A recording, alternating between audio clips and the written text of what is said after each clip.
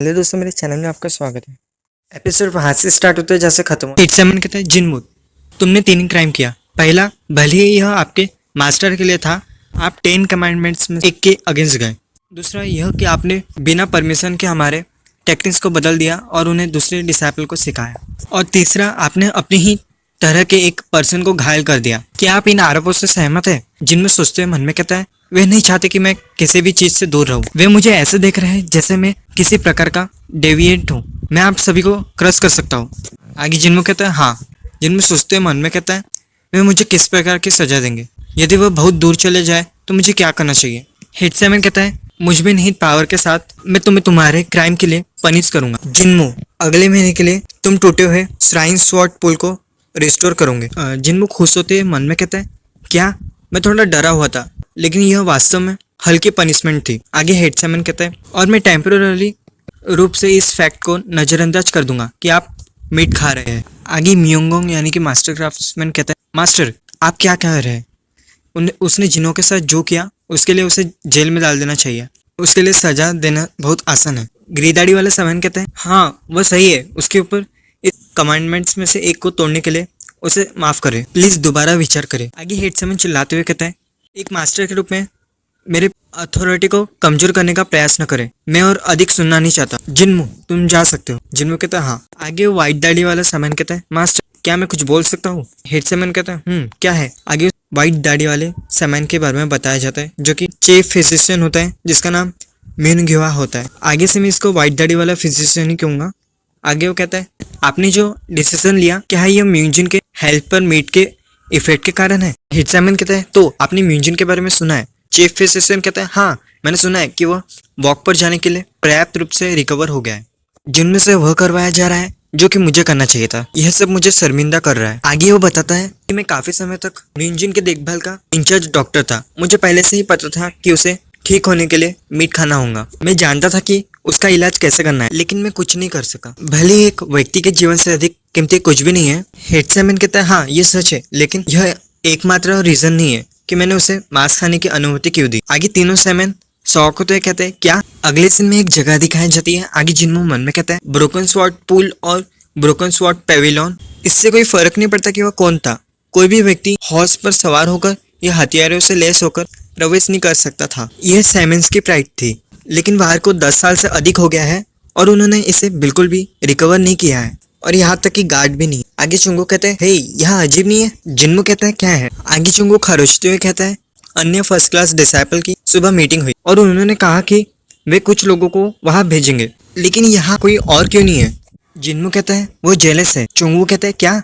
आगे जिनमू सोचते हुए मन में कहता है, जो भी most of the first class apprentice है वो अच्छी फैमिली से है, और वहाँ जिनमू जैसा कोई भी नहीं होना और उन्हें उसी सेम क्लास में रखा जाए, क्योंकि वो पहले ही अपने प्राइड को ठेस पहुंचा चुके होंगे।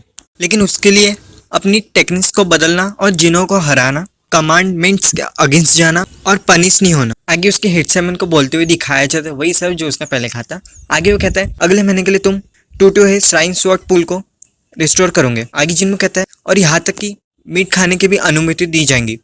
वे सब तो लेफ्ट और राइट के ब्लड वेसल फोड़ते रहेंगे। आगे वो कहता है, किसी को भी आवारा पत्थर का लुढ़कना पसंद नहीं है, स्पेशली यदि वह पत्थर एक जेम हो। आगे जिनमू स्माइल करते हुए कहता है, दूसरे शब्दों में मैं कहूँ तो वह मुझे धमकाने की कोशिश कर रहे हैं। बस तब तक वेट करें जब तक कि मैं एक मास्टर डिसाइपल ना बन जाऊं। मैं तुम्हारे एस पर किक मारूंगा। आगे चुंगू घबराते हुए पूछता है, ही क्या वो किलिंग इंटेंट था? जिनमू कहता है, चलो चुंगू, हमें कुछ इंपॉर्टेंट करने की जरूरत है। चुंगू कहता है, क्या हम? आगे उनका पहला दिन दिखाया जाता है। चुंगू और जिनमू को पिक खाते हुए दिखाया जाता है। जिनमू कहता है, जंगली पिक ग्रेट है। आगे उनके दूसरे दिन में वो चिकन खाते हुए दिखाया जाता है। जिनमू कहता है, चिकन को अपना थैंक्स कहना। चुंगू कहता है, हाँ सर। आगे उसी दिन वो खरगोश को खाते हुए दिखाया जाता है। जिनमू हंसते हुए कहता है, खरगोश बहुत कोमल है। आगे चुंगू कहता है, रुको, क्या ये सचमुच ठीक है? जिनमू कहता है, बेशक यह है। क्या तुम्हें मुझ पर भरोसा नहीं है? उन्होंने हमें इसे ठीक करने के लिए 1 महीने का समय दिया, इसलिए हम इसे आसानी से कर सकते हैं। हमें बस कुछ समय बिताने की जरूरत। अगले सीन में जिनमू को आलस करते हुए दिखाया जाता है। चुंगू आज देर से क्यों आया है? क्या वह अंदर सोया था? आगे चुंगू को उसके पास आते हुए दिखाया जाता है। आगे चुंगू कहता है, सर मुझे देर हो गई। क्या आप बहुत देर तक इंतजार कर रहे थे? जिनमू मन में कहता है, उसके साथ कोई है। आगे जिनमू पूछते हुए कहता है और आप कौन है। चुंगू इंट्रोड्यूस करते हुए कहता है ये ब्रदर चुंगसेंग है। मैं बता तो इसे मैं सैंग ही कहूंगा आगे से। जिन सोचते हुए मन में कहता है वो काफी देखने वाला है, वो लंबा है लेकिन वह किसी ऐसे व्यक्ति की तरह नहीं दिखता जो चुंगू का दोस्त हो।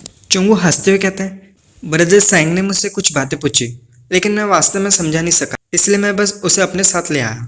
आगे जिन्मू कहता है क्या पूछा उसने।